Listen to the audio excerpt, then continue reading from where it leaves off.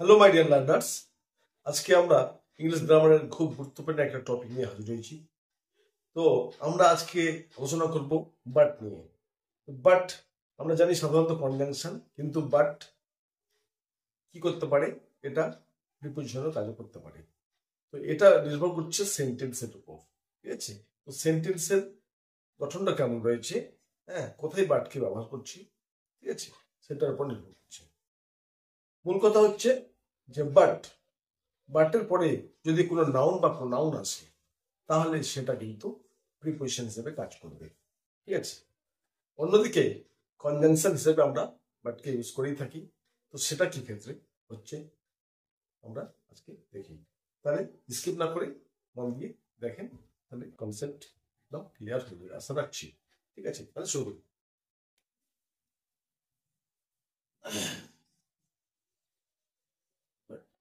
ঠিক আছে, তো এটাকে আমরা তো কনজাংশন হিসেবে জানি, ঠিক আছে?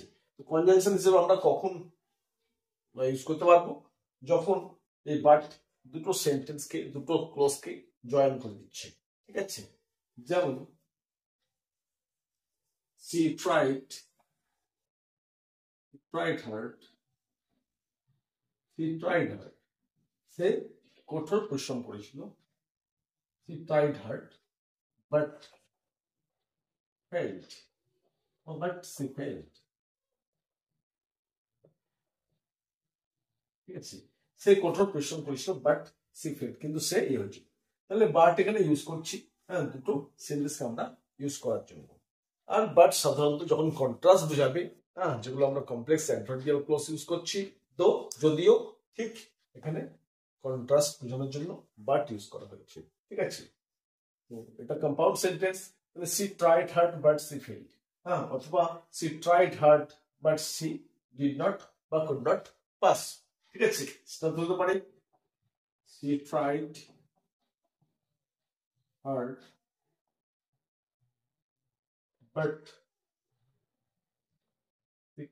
could not pass, could not pass। তাহলে এই একটা গেল, ঠিক আছে? কনজাংশন হিসেবে আমরা ইউজ করলাম। কিন্তু সবচেয়ে বড় ব্যাপার হচ্ছে যে বাটের পরে যদি কোনো নাউন আসে বা প্রোনাউন আসে, তখন সেটা প্রিপোজিশনের কাজ করে। যেমনটা তাহলে সি ট্রাইড হার্ড ওটা গেল, এবার বলছি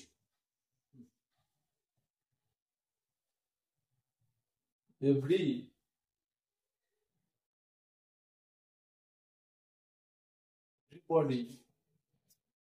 but রহিম, এভরিবডি বাট রহিম। তাহলে বাটের পরে কি আসছে? নাউন আসছে। তাহলে everybody but Rahim was absent. তাহলে কি বোঝাচ্ছে? Everybody but Rahim was absent. Main কথা কিন্তু কি, এভরিবডি ওয়াজ অ্যাবসেন্ট, সবাই অ্যাবসেন্ট ছিল।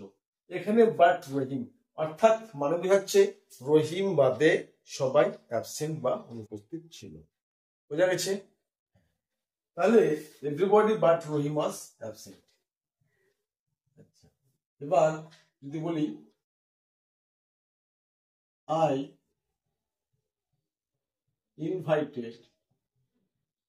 I invited all my friends. I invited all my friends, but Ripon. অর্থ কি দাঁড়াচ্ছে? I invited all my friends, আমি আমার সমস্ত বন্ধুকে নিমন্ত্রণ করেছিলাম, বাট রিপন, অর্থাৎ রহিমকে বাদে, রিপনকে বাদে, ঠিক আছে? তাহলে বাট বলতে বোঝাচ্ছে বাদে বা এক্সেপ্ট, ব্যতীত, ঠিক আছে? তাহলে ওকে ব্যতীত বা ওকে ছাড়া, তাহলে এক্সেপ্ট এখানে অর্থ দিচ্ছে। তাহলে I invited all my friends but Ripon, অর্থাৎ রিপন বাদে আমি আমার সমস্ত বন্ধুকে নিমন্ত্রণ করেছিলাম।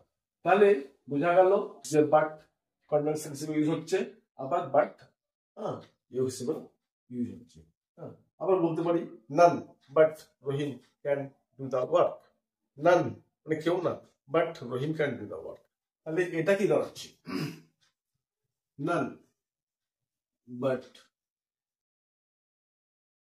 কেউ না, নান মানে কেউ না, but I can solve the problem. মানে কি বুঝাচ্ছে? নান মানে কেউ না, but I can solve the problem, আমি সমস্যাটার সমাধান করতে পারি। ঠিক আছে, ঠিক আছে। তাহলে এখানে দিতে হচ্ছে এক্সেপ্ট বা ব্যতীত, কেউ না অর্থাৎ আমি ছাড়া কেউ করতে পারে না। হ্যাঁ, এগুলো আবার হয় অ্যাফার্মেটিভ হয় অনলি দিয়ে, তাই না? Only I can solve the problem. এটা নেগেটিভ হয়েছে, নান মানে কেউ না, but I can solve the problem. তো আশা করি বাটের ব্যবহারগুলো বোঝা গেল। বাটের উপর আরো একটা বড় ভিডিও আর কি আমি দেবো, কখন এটা এক্সেপ্ট অর্থে, কখন এটা অনলি অর্থে ব্যবহৃত হয় সেটা দেবো। ঠিক আছে, এটা ইনফরমেটিভ হয়ে থাকলে লাইক শেয়ার সাবস্ক্রাইব করে পাশে থাকবেন এবং ভালো লাগলে কমেন্ট করবেন। Thanks for watching.